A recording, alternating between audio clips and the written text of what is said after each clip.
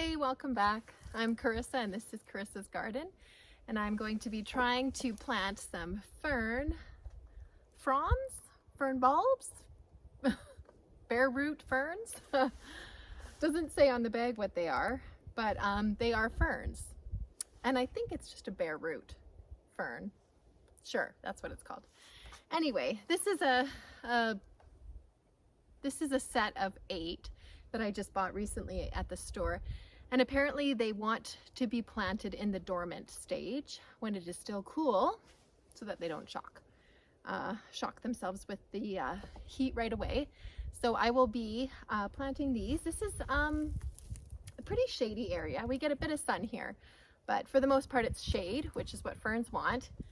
This is, I don't know, the Woodland garden. It's a new area that I'm going to transform this year. So far I just have some alliums that I planted last fall.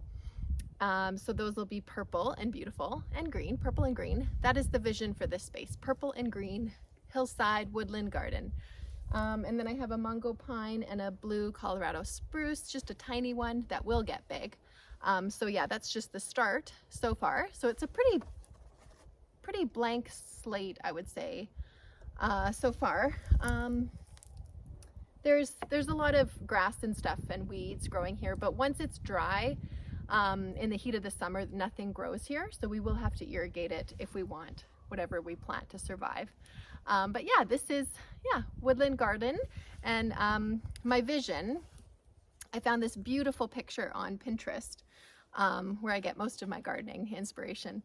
And it's just like a beautiful, gentle slope with purples and greens mixed in. I think a lot of artemisia and maybe pulmonaria, and what's the other one?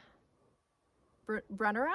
That's another beautiful one. So sort of like that sagey green and purple with a bit of chartreuse green is my vision for this hill.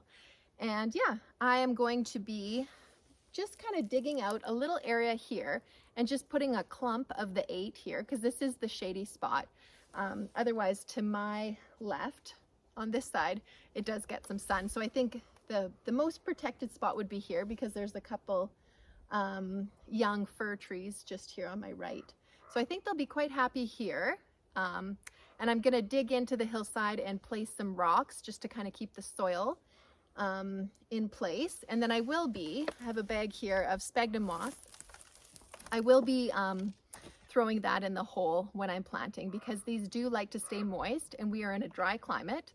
But I ran into someone at Home Depot. I was plant shopping with a friend and I met a neighbor who lives in my area, and she has ferns that do quite well. I'm sure she waters them or has an irrigation system, because otherwise ferns don't grow. So yeah, we are a semi-arid climate, so I'm definitely gonna have to keep these well watered. Yeah, so come along and we will put these in. I'm very excited. There's not much right now, as you can see. It's just the bare root, but on one of them I could see some growth, so that's exciting. So yeah, I'm going to plunk these in. I believe they want to be an inch deep.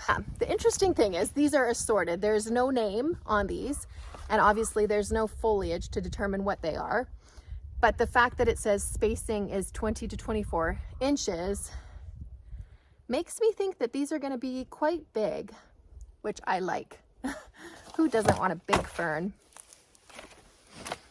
So these the only information it says is that they grow bigger and better after each year, and that they're perennials. And apparently they're deer resistant. So these do look like different varieties here. So we'll see. Yeah. And isn't that just, that right there is just so beautiful. I love the way they kind of unfurl their fronds. Yeah. So yeah, I will be digging out a little area here, placing some rocks to kind of terrace the bed. And then, like I said, putting in the moss and then planting these 8. Yeah.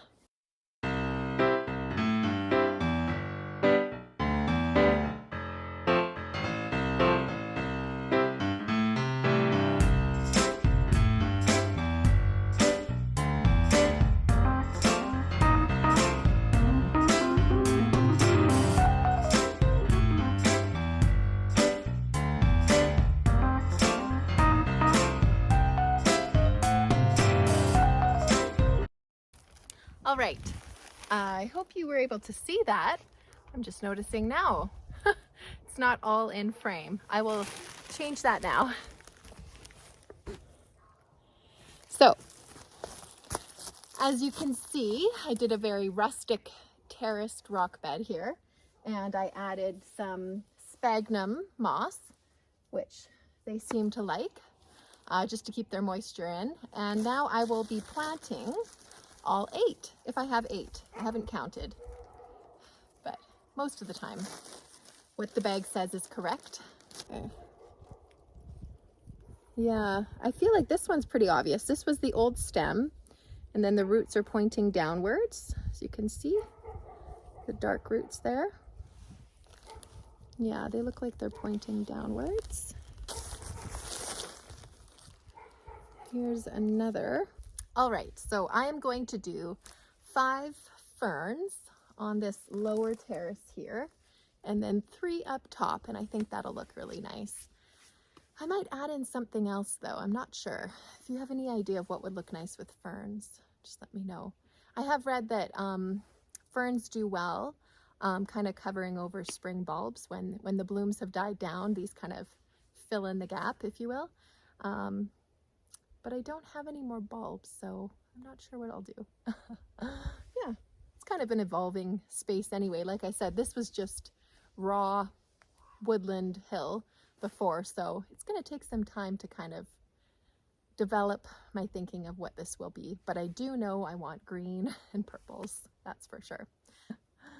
So let me bury these about 1 inch deep and give them a good start.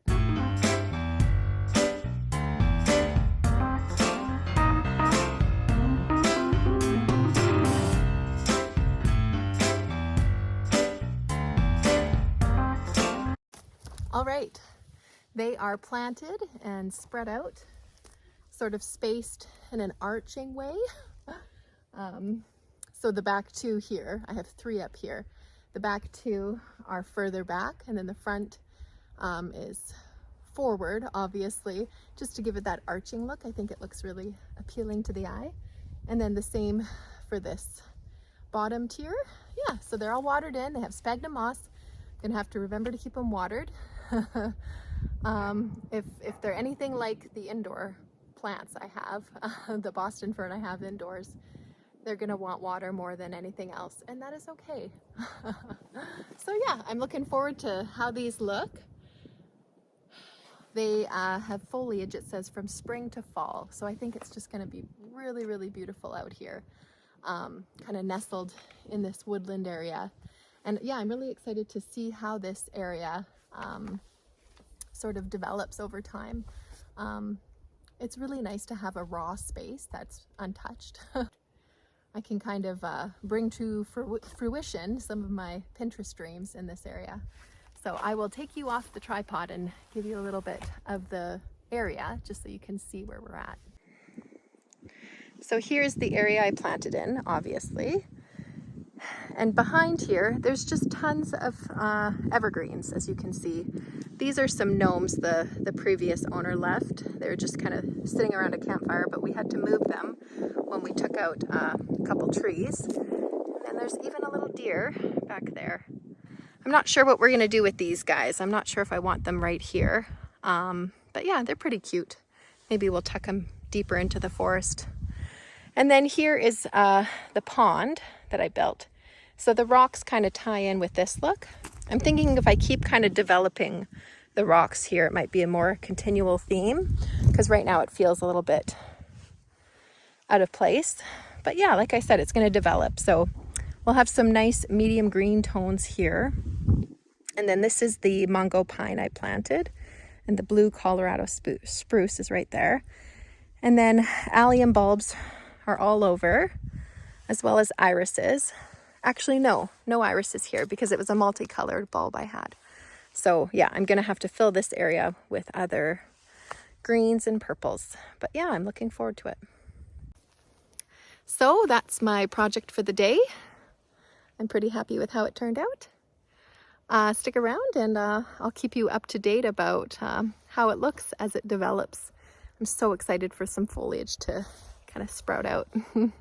Have a fantastic day.